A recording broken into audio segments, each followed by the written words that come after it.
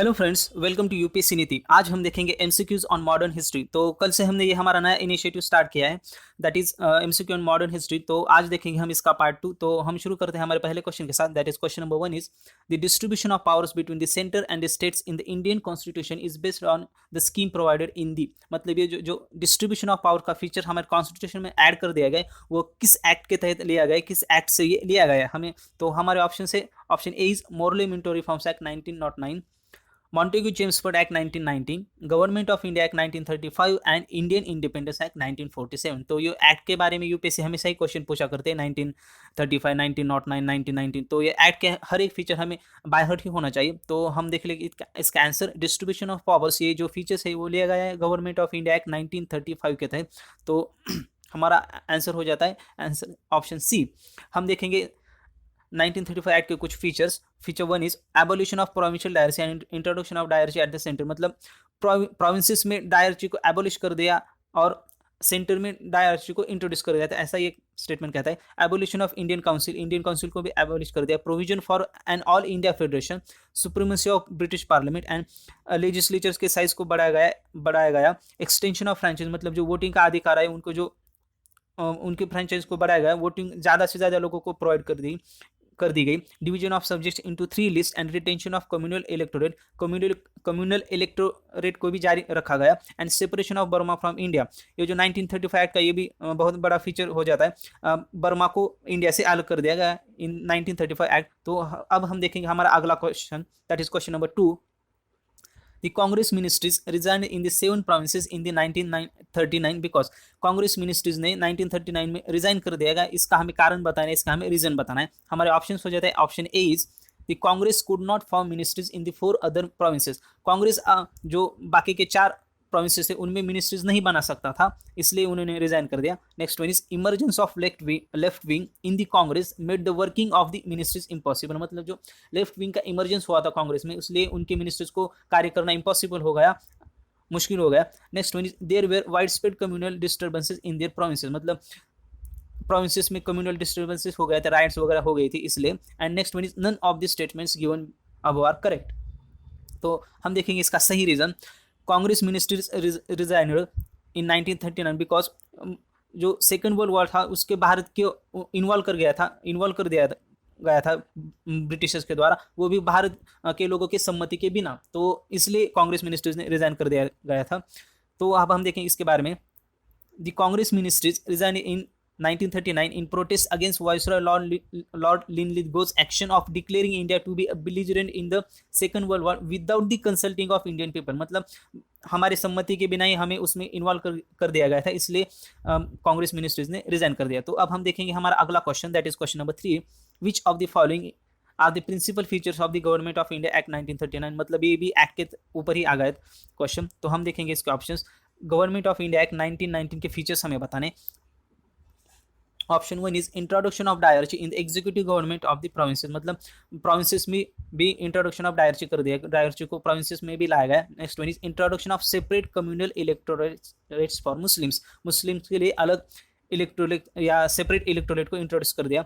Devolution of legislative authority by the centre to the provinces, मतलब centre ने अपने power को डेलीगेट कर दिया, उन्होंने अपनी थोड़ी सी पावर प्रोविंसेस को दी गई। हमारे ऑप्शन से option is 1 only, 2 and 3 only, 1 and 3 only and 1, 2 and 3। अब हम देखेंगे statement wise one by one. पहला स्टेटमेंट तो सही, क्योंकि प्रोविंसेस में डायरेसी को इंट्रोड्यूस कर दिया गया था इस एक्ट के तहत। Second one is introduction of separate communal electorates for Muslims, मतलब ये जो मुस्लिम्स के लिए सेपरेट कम्युनल इलेक्टोरेट्स को इंट्रोड्यूस कर दिया गया था वो था 1909 के तहत एक्ट। तो ये हमारा दूसरा स्टेटमेंट गलत हो जाता है। And third one is devolution of legislative authority, तो ये भी स्टेटमेंट सही है। तो हमारा आंसर हो जाता है C, that is 1 and 3 only. अब हम देखेंगे हमारा अगला question, that is question number 4।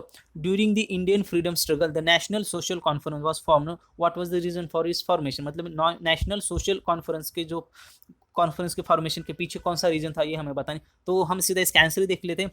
Indian national Congress did not want to include social reforms in its deliberations and decided to form a separate body for such a purpose. मतलब जो Indian national Congress थी वो एक political body थी, तो वो अपने कामकाज में वो जो कार्य में कोई भी सोशल रिफॉर्म्स या रिफॉर्म्स के वो अपने आप में इंक्लूड नहीं करना चाहते थे रिफॉर्म्स के कार्य को, तो इसलिए उन्होंने सेपरेट बॉडी बना गई थी, उसका नाम है नेशनल सोशल कॉन्फ्रेंस। अब हम इसका थोड़ा सा एक्सप्लेनेशन देखेंगे।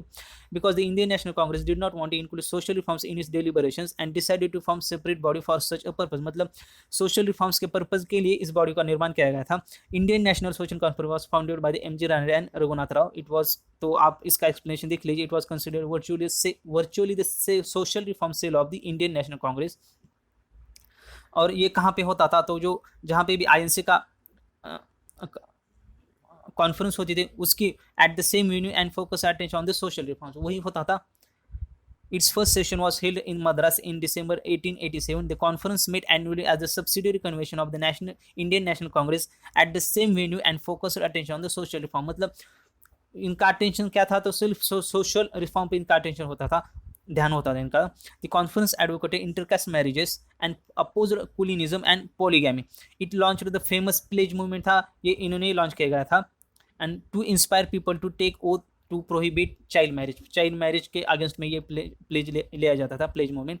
अब हम देखेंगे हमारा अगला question, that is question number 5। Which of the following parties were established by the doctor B R Ambedkar. Doctor Baba Saheb Ambedkar ने इसमें से कौन सी पार्टीज को एस्टेब्लिश किया था, ये हमें बताना है। हमारा option 1 is the peasants and workers party of India, all India scheduled caste federation and the independent labour party. ये जो all India scheduled caste federation, इनको भी डॉक्टर बाबा साहेब अम्बेडकर ने इनका निर्माण किया था। And the independent labour party, इसका भी निर्माण डॉक्टर बी आर अम्बेडकर ने किया था। तो हमारा आंसर हो जाता है 2 and 3, दैट इज 2 and 3 हमारा आंसर हो गया बी, दैट इज 2 and 3। और ये peasant and workers party of India, इसका निर्माण या उनका एस्टेब्लिशमेंट लगभग 1947 में हो गई थी, तो ये बहुत ही बाद हो गई थी। अब हम देखेंगे इसका explanation. The parties established by doctor B R Ambedkar, all India scheduled caste federation and the independent labour party. ये जो पीजेंट्स एंड वर्कर पार्टी जो है, इसका हमने यहाँ थोड़ा सा उनकी इन्फॉर्मेशन दी गई, तो हम देखते हैं इसका एस्टेब्लिशमेंट हुआ था 1949। इनके फाउंडर थे Nana Patil, Keshavrao Jedhe, Tulsidas Yadav, Madhavrao Bagal and Dajiba Desai. The peasants and worker party of India Bharat की किसान मजदूर party and Marxist political party है, और ये इन महाराष्ट्र का इनका निर्माण किया गया था। इनकी आइडियोलॉजी मार्क्सिज्म। तो अब हम देखेंगे हमारा अगला क्वेश्चन, ये होगा इसका information. Question number 6 is Mahatma Gandhi undertook fast unto death in 1932 mainly because Mahatma Gandhi ji ने 1935 में जो फास्ट किया था, मतलब उपोषण किया था, तो उनका रीजन हमें बताना है। Option A is round table conference fail to satisfy Indian political aspiration. मतलब राउंड टेबल कॉन्फ्रेंस ने हमारे जो एस्पायरेशन थे उसको फुलफिल नहीं किया। Congress and Muslim League had differences of opinion. Congress और मुस्लिम लीग में मतभेद थे, इसलिए Ramsay MacDonald announced the communal award. Ramsay MacDonald ने कम्युनल अवार्ड या जातीय जो अवार्ड था उसको अनाउंस कर दिया। And none of the statement given are correct. तो महात्मा गांधी ने जो फास्ट किया था वो क्या था, Ramsay MacDonald announce the communal award, इसलिए मतलब उन्होंने कम्युनल अवार्ड जारी कर दिया और सेपरेट क्या बोलते इलेक्टोरेट्स को जारी कर दिया था, इसलिए इसके प्रोटेस्ट में महात्मा गांधी जी ने ये फास्ट किया था। Mahatma Gandhi undertook fast to date in 1932 against Ramsay MacDonald announcement of the communal award. तो अब हम देखेंगे हमारा अगला question, that is question number 7। With reference to the ryotwari settlement consider the following statement. Ryotwari settlement जो थी इसके बारे में हमें कौन से स्टेटमेंट सही है ये हमें बताना है। ये जो है ना रैतवारी सेटलमेंट, महालवारी सेटलमेंट, ये आपको इनको भी यूपीएससी ने बहुत बार क्वेश्चन पूछा है। तो हम देखेंगे अब रैतवारी सेटलमेंट के बारे में। Option 1 is the rent was paid directly by the peasants to the government. जो किसान थे वो सीधा गवर्नमेंट के पास ही अपना टैक्स पे किया करते थे। The government give the pattas to the ryots, मतलब गवर्नमेंट जो जनता थी या जो किसान थे उनको पट्टास देते थे, मतलब कुछ लैंड दे देते थे। The lands were surveyed and assessed before the being tax, मतलब टैक्स लगाने के पहले लैंड को सर्वे किया जाता, उनको असेस किया जाता था ताकि उनकी क्वालिटी क्या है, उनसे क्या आ सकता है, इसलिए। And which of the statement correct, हम इनके कौन से करेक्ट है ये हमें बताएं। तो हम एक 1 by 1 देख लेते कि पहला स्टेटमेंट करेक्ट है, क्योंकि रैतवारी इसलिए कहते थे कि पीजेंट सीधा गवर्नमेंट को टैक्स देते थे। The government give pattas to the ryots, ये भी सही है। And the land were surveyed and assessed before being tax, ये भी सही। तो हमारा आंसर हो जाता है option C, that is 1, 2 and 3। Ryotwari settlement, the rent was paid directly to the peasants and to the directly by the peasants to the government and the government gave pattas to the rates. In the East India Company territories, the Raitwari system was introduced by Thomas Munro and Captain Reed first in the Madras Presidency and was later extended to the Bombay, parts of Bengal, and Assam and Kurg. This system was exactly opposite to the zamindari system, and in this system peasants were given the ownership and proprietorship, and they would make direct payment to state at 55% of produce. मतलब इनमें land की ownership and proprietorship भी दी जाती थी peasant को, लेकिन ऐसा जमींदारी system में नहीं किया गया था, वो उनके ओनर नहीं होते थे उनके लिए। तो अब हम देखेंगे हमारा अगला question, that is question number 8। What was the purpose with which Sir William Wedderburn and W.S. Caney had set up the Indian Parliamentary Committee in 1903। Indian parliamentary committee की स्थापना के पीछे, उनके निर्माण के पीछे कौन सा पर्पस था इनका, ये हमें पता नहीं। हमारे ऑप्शन है A, to agitate for Indian political reforms in the House of Commons. House of Common जो ब्रिटिश पार्लियामेंट होता है उनमें इंडियन पॉलिटिकल रिफॉर्म्स को के लिए उन एजिटेट करना वहाँ पे। तो बी ऑप्शन हमारा, to campaign for entry of Indians into the imperial judiciary. हमारे इंडियन लोगों को इंपीरियल जुडिशरी में इंक्लूड करने के लिए कैंपेन करना। To facilitate a discussion on India's independence in the British parliament, मतलब हमारे इंडिपेंडेंस को सहायता करने के लिए, वहाँ फैसिलिटेट करने के लिए वहाँ पे डिस्कशन हो, इसलिए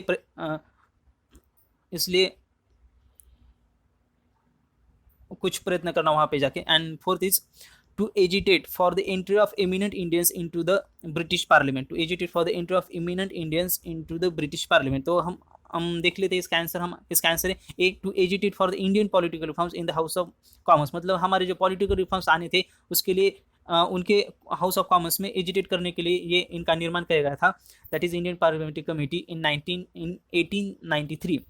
हम इसका एक्सप्लेनेशन देखेंगे। On Wedderburn had entered the parliament as a liberal member, ये एक लिबरल मेंबर थे in 1893 and had sought to voice India's grievance, India के ग्रीवेंस को वहाँ सॉर्ट करने के लिए within the house of commons, इसलिए उन्होंने ये इस कमेटी का निर्माण किया था। हम देखेंगे हमारा question 9, that is Mahatma Gandhi said that some of his deepest convictions were reflected in a book titled Unto This Last, मतलब महात्मा गांधी की जो धारणाएं थी वो उनमें वो इस बुक में रिफ्लेक्ट की गई है, that is unto this last, and the book transformed his life. What was the message from the book that transform Mahatma Gandhi, इस बुक से ऐसा कौन सा मैसेज दिया गया था कि जिससे महात्मा गांधी की पूरी लाइफ ट्रांसफॉर्म हो गई, बदल गई। तो अब हम देखेंगे हमारे option A is uplifting the oppressed and poor is the moral responsibility of an educated man, मतलब ऑपरेशन पीपल को अपलिफ्ट करना ये एजुकेटेड मैन की रिस्पॉन्सिबिलिटी होती है। The good of individual is contain in the good of all, मतलब सभी के हित में हमारा वैयक्तिक हित होता है। Next is the life of a syllabus and spiritual pursuit are essential for the noble life, and last one is all the statements are correct in this concept, मतलब ये सभी स्टेटमेंट सही है, ऐसा हमारे लास्ट स्टेटमेंट कहता है। तो इसका जो मैसेज है अनटू दिस लास्ट इस बुक से जो मैसेज दिया गया है वो है the good of individual is content in the good of all, मतलब सभी के हित में हमारे इंडिविजुअल या हमारा हित निहित होता है उसमें। The good of individual content in the good of all, the statement is incorrect because the Raksin's writing Gandhi derived that the message that the job of a lawyer is equal to the job of a barber and both have the right to earn their livelihood। Statement B is correct because इस book में ये सीधा mention किया गया है कि the good of individual is contained in the good of all, तो हमारा आंसर हो जाता है B, that is good of individual contained in the good. This is the something which inspired him to translate the book into Sarvodaya. अब हम देखेंगे हमारा अगला question, that is question number 10। ये हमारा आज का लास्ट क्वेश्चन होगा। Question number 10 is with reference to the Indian freedom struggle Usha Mehta is well known for. Usha Mehta किस कार्य के लिए जानी जाती है इंडियन फ्रीडम स्ट्रगल में, तो हम इसका सीधा आंसर ही बताते हैं। उषा मेहता ने क्या कार्य किया था, तो उन्होंने निर्माण किया था running the secret Congress radio in the wake of Quit India movement, मतलब इस मूवमेंट में क्विट इंडिया मूवमेंट के दौरान इन्होंने एक रेडियो चलाया था कांग्रेस रेडियो, और वो चलाया था मुंबई में। तो हमारा आंसर होगा A, that is running the secret Congress radio in the wake of Quit India movement. Usha Mehta, March 25, 1920, August, was a renowned Gandhian and freedom fighter of India. She is also remembered for operationalizing the Congress Radio, also called the Secret Congress Radio, an underground radio station which functioned for few months during the Quit India movement of 1949. तो दोस्तों ये रहे हमारे आज का question. हमें ज़रूर बताइएगा कि आपको ये लेक्चर कैसा लगा, and please do like share and subscribe to UPSC Niti. तब कल फिर मिलेंगे इसी लेक्चर के साथ। Have a happy wonderful day ahead. Bye.